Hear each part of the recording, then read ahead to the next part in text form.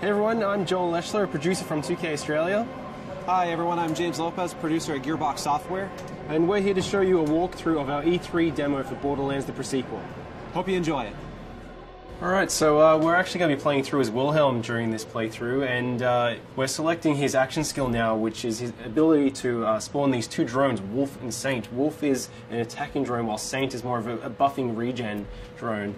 We're going to go down the Cyber Commando skill tree. This one's really cool because if fans remember Wilhelm from Borderlands 2, he was just a giant loader with a human head on top. But in this game, it's his origin story, and he starts out just as a man. But you have the ability by going down this skill tree to start turning him into that giant robot that he was in Borderlands 2. We're selecting the Power Fist skill here, and you'll see that they actually replaced his arm with this robotic one. This one's really cool because it will deal extra melee damage, and you can actually attack enemies from further away. And if you look at the Shock Absorbers one, which replaces his leg with a robotic leg, this allows you to shoot and reload while you're sprinting, which can come in really handy. The Meteor Slam is also really useful because the butt stomp or ground pound or slam or whatever we're calling it today is really, really powerful in Borderlands the Pre-Sequel. When you're playing in low gravity, you're able to do this huge amount of damage when you slam down to the ground. And that's about all the skill points we can use right now, but we're pretty close to leveling up again. So when we do, we're going to show you the Vengeance Cannon, which is Wilhelm's capstone skill inside the Cyber Commando tree. Yeah. We have a look here, we actually just shot an air geyser, and when these are shot, they shoot out this oxygen which replenishes your Oz kit, but it also propels you up in the air. And the higher you get, the more damage you can do from your butt stomp. So if you hold that crouch button, you slam down on the ground, you deal this huge amount of damage to enemies on the ground. Yeah, geysers are a great way to do a slam immediately instead of having to kind of like prime yourself for it. You can hop on one of those and just immediately move off it and slam someone into oblivion if you want to. Here's another example of how the levels are informed by low gravity in Borderlands the Pre-Sequel. You're able to do these massive leaps and bounds, and really you have a lot more freedom as a player. The scope of travel has increased so much. And we're able to use the air boost by venting some oxygen. You're actually able to go even further by propelling yourself forward or even higher. Yeah, and it's cool that we have these abilities. They obviously come with some cost on the oxygen meter, but we give plenty of ways for you to get that oxygen back. You know, we've got oxygen canisters that drop from when you kill enemies. We have the air geysers. We have other like cracks in the ground that air can come out of. They won't give you that jump, but they will give you back your oxygen. We also have oxygen generators. And even like certain Oz kits will allow you to create an oxygen bubble whenever you do a slam attack. Now these enemies that we're fighting at the moment, the Kragans, they're some of the moon beasts. They're essentially these moon rock monsters, but because this is Borderlands, they absorb elemental attributes as well, and these ones have absorbed cryo damage. We have a lot of liquid methane around this area of Elpis, and they've kind of inherited those abilities, and they're kind of doing cryo damage towards you. But you have the ability to kill them, but what's really interesting about these guys is when you kill them, they actually shatter into two smaller Kragans. Yeah, so you might start off one-on-one and feel like you've got a pretty even fight, but as they break into smaller groups and become more numerous, you might have a really big fight on your hand. Alright, why don't we try and show off Wolf and Saint here, Wilhelm? Alright, so Wilhelm just deployed Wolf and Saint. Those are his two drones. Wolf is going to go out and cause some trouble. Saint's going to stay fairly close by to replenish Wilhelm's shields as they ever drop. Now, our Wilhelm player is pretty pro, so you know, might need to get a little bit more challenging fight for him. You can see these beautiful ice particles. With the new cryo element that we brought into the game, you can freeze and shatter any enemy, and depending on which angle you attack these guys from, they're actually going to float off into low gravity in that direction. If you slam down an enemy while they're frozen, you're actually going to split them in half and watch their ice chunks float off. Yeah, that's really cool because the way that they shatter is always kind of customized to like whichever way you hit them. So it never really gets old. It's always different each time. It's really fun. Now, our current objective in this particular level is to redirect some liquid methane. We need to get to the Drakensberg, which is this derelict Dahl ship where we've been informed there's a military AI that we can use. Jack wants to build up this robot army. He needs this military AI to use it. So we're currently trying to redirect this methane to cool off a lava river. Now, we were just fighting the Kraken, but over here you can actually see that some of the scabs are actually riding them, which you know, you gotta watch out for because you have two enemies attacking you, and whenever you kill one of these Kraken riders, you might get a couple of little Kraken riders coming out of them. You see, Wilhelm was also using these jump pads, so along with the oxygen geysers, we have these dial jump pads which are placed throughout the levels, and some of these shoot you straight up into the air, and other ones kind of propel you really far forward. Again, if you manage to chain some of these together, you can get really, really high and do a slam which does a massive amount of damage. Look at some of these guys, you'll see that some of these scabs have this sort of orange bubble over their head. That's their oxygen bubble. That means that if you crack that bubble, then they're going to take oxygen damage because they're not able to breathe. Which is a really cool way because you can kind of do a hit and run. You don't have to worry about necessarily about finishing them off if you're taking too much heat. You can just wait for them to asphyxiate. But some of these guys also have shields and air bubbles, and so they're a little more of a stronger fight. You have to watch out with those guys because they're more dangerous. So you can see that's an example of one of the dialed jump pads which shoots you really far forward. And here we have some of the dialed jet fighters, and they're going to fly around and try and do a huge amount of damage to you. And Wilhelm is doing pretty well. Yeah, that was a spot-on hit. That was really good. Oh no, but you fell off the side. That's okay because we got plenty of jump pads. We have a lot more verticality in Borderlands now than we ever did before. So there's not necessarily any one way to get to this objective.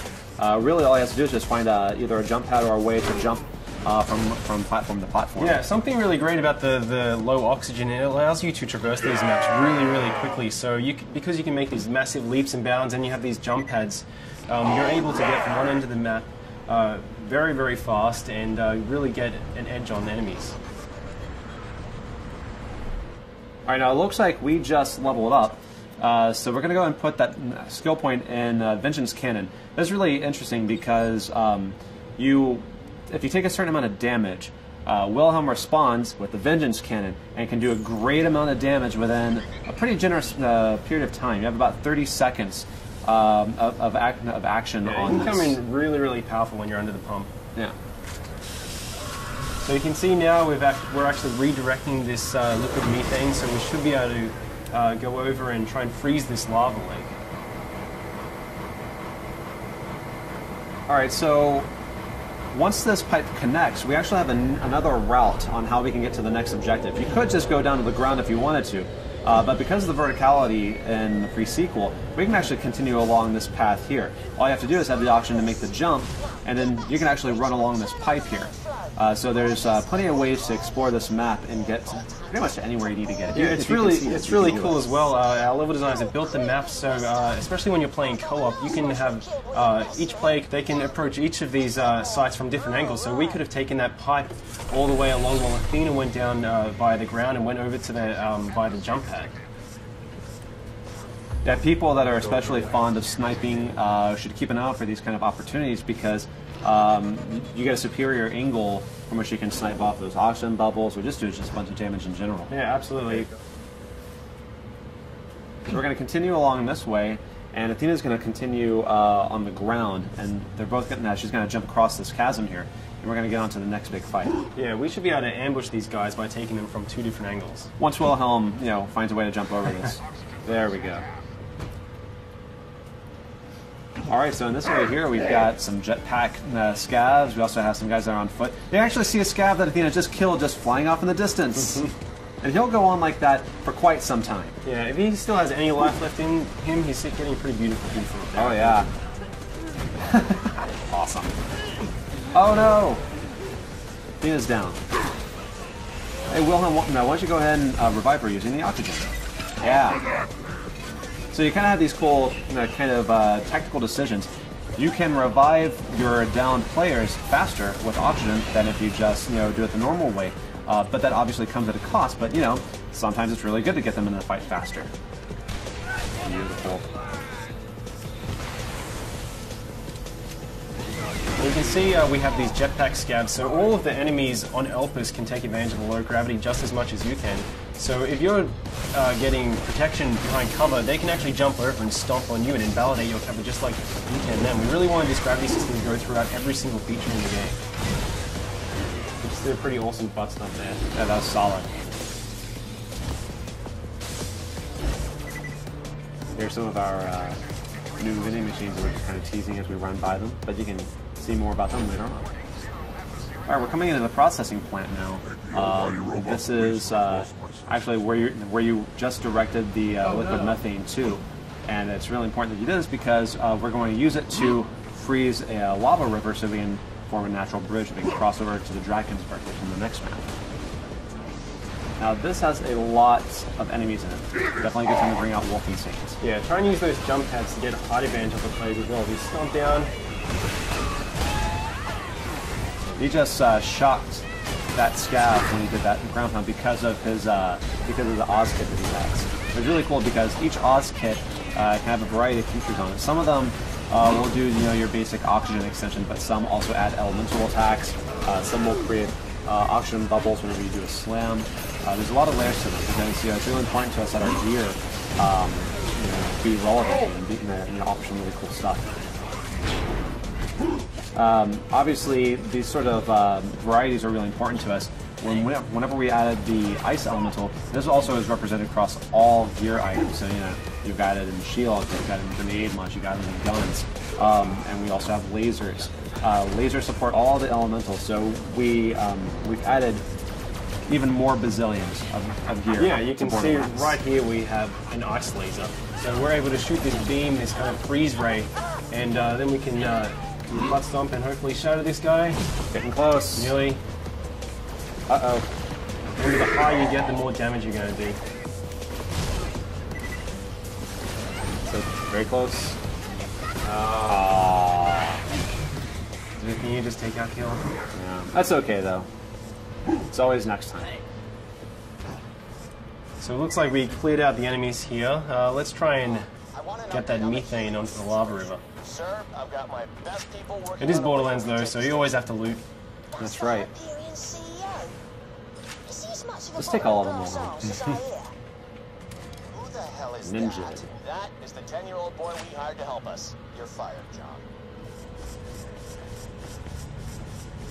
You can see the Drakensberg out there in the distance, so that's our objective. We want to get to this crashed Dahl ship to get this military AI. Once we get that military AI, Jack can put into the loaders, which up until this point have been useless. They're just construction bots, basically. But once we put the AI in them, we'll be able to weaponize the loaders and reclaim Helios, which is the moonshot facility. I need you to dump the methane from the reservoirs into the lava. We'll create our own path by cooling it off. This is gonna be ace. The lake should be safe now. Let's get to the Drakensberg so you success. can find that Let's make our way over to the Drakensberg. Lads, looks like we're going to have guests over. The kind the bosun wants dead as quickly as possible. Of course, won't Borderlands be without a bunch of big baddies to have to fight? Yep, they just get bigger and bigger. I really like that he's an ice dragon, but he also has lava inside of him. Yeah, I see that all the time. Yeah, it makes sense. All right, guys, and that's our E3 demo. We hope you enjoyed seeing it. Please stay tuned for more pre-sequel news.